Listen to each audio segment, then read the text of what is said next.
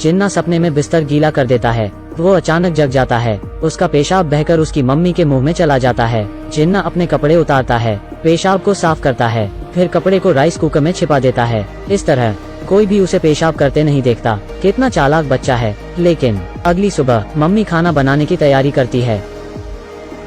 तुम कितने चालाक लड़के हो, तुमने इसे राइस कुकर में छिपाने को किसने कहा? यह सही है, ये हैं दो बच्चे। दूसरे इनको बर्ड एग ब्रदर्स कहते हैं। उनका ये नाम कैसे पड़ा? क्योंकि वे रोज खाने के लिए पक्षी का अंडा चुराते हैं। एक दिन खाने के समय जब मम्मी का ध्यान नहीं था, बड़ा भाई पैरिया चावल लेता है और जेब में छिपा लेता है। इसके बाद वे खाली मैदान में जाते हैं, चावलों को ऊंचाई पर बिखेर देते हैं। वे कौओं को बुलाने के लिए ऐसा करते हैं। वे उन्हें ललचाते हैं, है ना? कौए आते हैं। अब पक्षियों के घोंसले में कोई नहीं है। बच्चा पेड़ पर चढ़ता है, पक्षी के अंडे लेता है। एक मेरे लिए, एक तुम्हारे लिए, एक कौओं के लिए छोड़ता है। आखिर वे इसे खाते हैं। यह वाकई स्वादिष्ट है। कौए गुस्सा होते हैं लेकिन वे कुछ नहीं कर सकते हैं। इस घोंसले की तरह ही हर 3 या 4 दिन में बच्चे यहाँ आते हैं खाना ऑर्डर करने। ऐसा करने का कारण है उनके परिवार का गरीब होना। वे पोषण के लिए केवल पक्षी के अंडे ही खा सकते हैं। बच्चे झुग्गी में रहते हैं। पापा जेल चले गए, मम्मी छोटे मोटे काम करती है, घर पर बूढ़ी दादी रहती है। दोनों बच्चों ने पढ़ाई जल्दी ही छोड़ दी। रोजाना वे रेलवे के नजदीक आते हैं, ट्रेन से गिरने वाला कोयला उठाते हैं, इसे बेचकर अपने परिवार के लिए पैसा कमाते हैं। बच्चे इतने बड़े हो गए लेकिन सबसे अच्छा खाना जो इन्होंने खाया वो शायद कौए का अंडा है। एक दिन उस खाली मैदान पर कुछ काम करने वाले आए। बड़े पेड़ को काटा गया। दोनों भाई उदास हो गए क्योंकि वे अब पक्षियों का अंडा नहीं खा सकते। खाली जगह को निवेशकों ने खराब कर दी। जल्दी ही यहाँ पिज्जा की दुकान खुल गई। खुलने वाले दिन बच्चे देखने के लिए गए। गुब्बारे, लाल दरी, ताज़ा फूल, कैमरे, बड़ा स्टार रिबन काटने आता है। ऐसा दृश्य इन्होंने अपने जीवन में नहीं देखा था। अब से कौओं के अंडों की जगह पिज्जा लेगा। यह सोच दोनों के दिल में घर कर गई। उन्होंने टीवी पर पिज्जा का विज्ञापन देखा। मुंह में लालच आ गया। मम्मी, मुझे पिज्जा चाहिए। खाना खाना खाना है। मुझे लगता है तुम पिज्जा की तरह दिखते हो। सबसे सस्ता पिज्जा भी $48 का है। यहाँ तक तुम भी बिक जाओगे। ठीक है, मुझे फिर भी इसे खाना है। दोनों भाई नाराज हो गए, घर से बाहर चले गए। पिज्जा डिलीवर करने वाले से मिले, वह चला गया। जल्दी ही दोनों के बीच सहमति हुई। दोनों भाइयों ने उसे रास्ता दिखाया और उसने इन्हें पिज्जा दिखाया। यह लुक उनके दिल में बस गया। सुंदर कलर और चीज के साथ स्वादिष्ट फ्लेवर। दोनों बच्चे कल्पना में खो गए।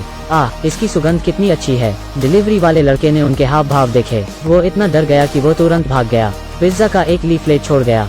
बच्चे लीफलेट को लेकर घर गए। दादी ने देखा, तुरंत कहा, क्या यह पैसा नहीं है? मेरी तरफ देखो, इसे बनाते हैं। दोनों भाई सामान लाने गए। दादी ने सब्जी काटना और पाई को बेक करना शुरू किया। विज्ञापन में जैसा दिखाया वैसा किया। जल्दी ही पाई बन गई। खुशबू थोड़ी अलग थी। चीज भी खींचा नहीं जा सकता था। चलो इसे चखते हैं। ओह, ये तो बेकार सा है। बच्चों को लगा कि उन्हें मूर्ख बनाया गया है। सपने को हकीकत में बदलने के लिए वे पिज्जा खरीदने के लिए पैसे बचाने लगे। लेकिन केवल कोयला उठाने से वे एक महीने में $48 नहीं कमा सकते हैं। उन्हें रेलवे स्टेशन पर काम करने वाले एक अंकल से मदद मांगनी पड़ी। अंकल ने लीफलेट को देखा। वे वाकई इसे चाहते हैं। वो तुरंत उन्हें एक सीक्रेट बेस पर ले गया। यहाँ टूटे कोयले का पहाड़ सा है। दोनों बच्चे बहुत खुश हैं। उन्होंने कई बैग उठाए। जब बैग भर गया तो इसे जेब में रख लिया। सब बेचने के बाद आखिर उन्हें $48 की कमाई हुई। पिज्जा उनकी आंखों के सामने था। जब वे पिज्जा की दुकान पर गए, गार्ड ने उन्हें रोका। इतने गरीब लेकिन पिज्जा खाना चाहते हो? भाग जाओ। गरीबी के कारण उन्हें दुकान में घुसने नहीं दिया गया। पिज्जा की दुकान सुंदर और चमकदार है। गंदे बच्चों का यहाँ क्या काम? दोनों भाई निराश हो गए लेकिन उन्होंने हार नहीं मानी। अंकल से सलाह लेकर वे सच जान गए। लोग कपड़ों को देखते हैं, घोड़ा काठी को देखता है। ऐसे गंदे कपड़े पहनकर हर कोई जान जाएगा कि तुम झुग्गी के बच्चे हो। कपड़े नए पहनने पड़ेंगे। उन्होंने महसूस किया कि पिज्जा खाने के लिए उन्होंने फिर से पैसे बचाना शुरू कर दिया, नए कपड़े खरीदने के लिए। लेकिन पैसे कैसे कमाएं? उन्होंने पुराने तरीके को अपनाया। फोन लेना। फेरिया एक लड़की की छड़ी रखता, रेलवे स्टेशन पर खड़ा रहता, ट्रेन को देखता रहता। लड़का क्या करना चाहता है? ऐसा लगता है वो फोन उठाना चाहता है। भारत में झुग्गियों के बच्चे फोन नहीं खरीदते हैं, ये सब ट्रेन से ही उठाते हैं। लड़की की छड़ी काम में लेते हैं, इससे फोन उनके हाथों में आ जाता है। बेवकूफ, तुम्हें पकड़ने नहीं दूंगा। Bye bye. पिज्जा खाने के लिए, नए कपड़े खरीदने के लिए बर्ड एग ब्रदर्स इस रास्ते पर निकल पड़े थे। लेकिन उनकी दयालुता से वे यह नहीं कर सकते थे। उन्हें पैसा बनाने का दूसरा तरीका ढूंढना था। उन्होंने एक छोटी कार ली, एक ड्राइवर बनकर शराबियों को घर छोड़ने के लिए। कार सही नहीं चली, बैठने पर यह टूट गई। बिना इच्छा के बच्चे सीवर लाइन का कवर चुराने की कोशिश करने लगे लेकिन वे इसे उठा नहीं सके, असफल रहे। अंत में उनके पास कोई तरीका नहीं बचा। भाई, चलो डॉग बेचते हैं। पहले के जमाने में धनवान बच्चों के डॉग $350 तक के होते थे। योजना बन गई। दोनों भाई पपी को गली में ले गए। अंकल, क्या आप डॉग खरीदना चाहते हो? कितने का है? बहुत सस्ता, $350 का। क्या? भाग जाओ। डॉग बेचना फेल हो गया। ऐसा लगता है उन्हें सही तरीके से पैसा कमाना होगा। उन्होंने विज्ञापन साफ किए, लीफलेट बांटे, साथ ही पानी के ट्रांसपोर्ट में दूसरों की मदद भी की। हालांकि यह कठिन है। जब पैसे मिले वे बहुत खुश हुए। आखिर लगातार प्रयासों के बाद उन्होंने कपड़े खरीदने के पैसे बचा लिए थे, लेकिन इस ऊंची और लग्जरी बिल्डिंग को देखकर वे वापस आ गए। ओहो, वे हमें बिल्कुल भी अंदर नहीं आने देंगे। वे दोनों रोड की तरफ मुंह करके दुखी होकर खड़े हो गए। उन्हें क्या करना चाहिए? उसी क्षण एक पैसे वाले पिता का लड़का एक मॉल के बाहर निकला। उन्होंने कपड़े खरीदे ही थे।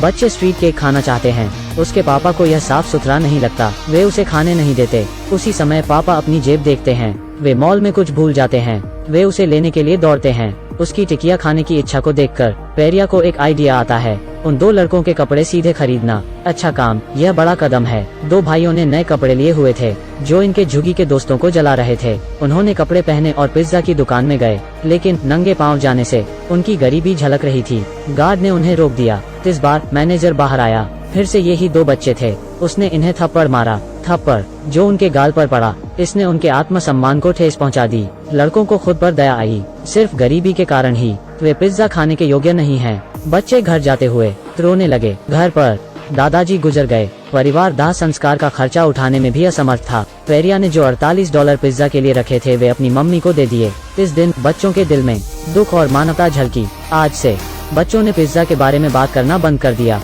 एक दिन बर्डैक ब्रदर्स को पीटने का वीडियो एक रिपोर्टर के हाथ लग गया। दोनों लोगों को इसे देखकर खुशी हुई। उन्होंने इस वीडियो को काम लिया। पिज्जा की दुकान वाले को ब्लैकमेल करने के लिए इसमें बच्चों को नुकसान पहुंचाया गया था। यदि यह वीडियो बाहर आता है तो उनका बिजनेस खराब हो सकता है। बॉस को चिंता हुई। वो वीडियो को लेना चाहता था।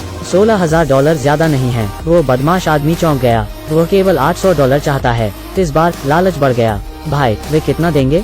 $960। भाई, तुम बहुत अच्छे हो। उस आदमी ने अपने नए कपड़े पहने, खुशी से पैसे लेने गया। लेन देन के बाद समाचारों में बच्चे को पीटते हुए दिखाया जा रहा था। ऐसा लगा उसके साथी ने $1120 के कारण वीडियो मीडिया को बेच दिया। भाई, क्या मैं सही कर रहा हूँ? तुम बेवकूफ हो। जो खबर प्रसारित हुई उसने पूरे देश को चौंका दिया। वो झुग्गी में रहने वाला अचानक सुर्खियों में आ गया। रिपोर्टर उसका इंटरव्यू लेने आया। दोनों भाइयों ने टीवी पर खबर देखी। सोचा कि उन्होंने बड़ी गलती कर दी। जल्दी से वे भाग गए। इस समय उनकी मम्मी को पता चल गया कि उसके बच्चों को पीटा गया था, लेकिन उन्हें वे नहीं मिले। चिंता में वे रोने लगी। अगले दिन पुलिस आई। आखिर नदी के किनारे बच्चे मिले। दोनों भाई माँ से लिप गए। बच्चे बहुत डरे हुए थे, लेकिन फिर भी उन्हें कार में बैठने को कहा गया। बच्चों को पिज्जा की दुकान में ले जाया गया। इस समय दुकान के बाहर लोगों की भीड़ थी।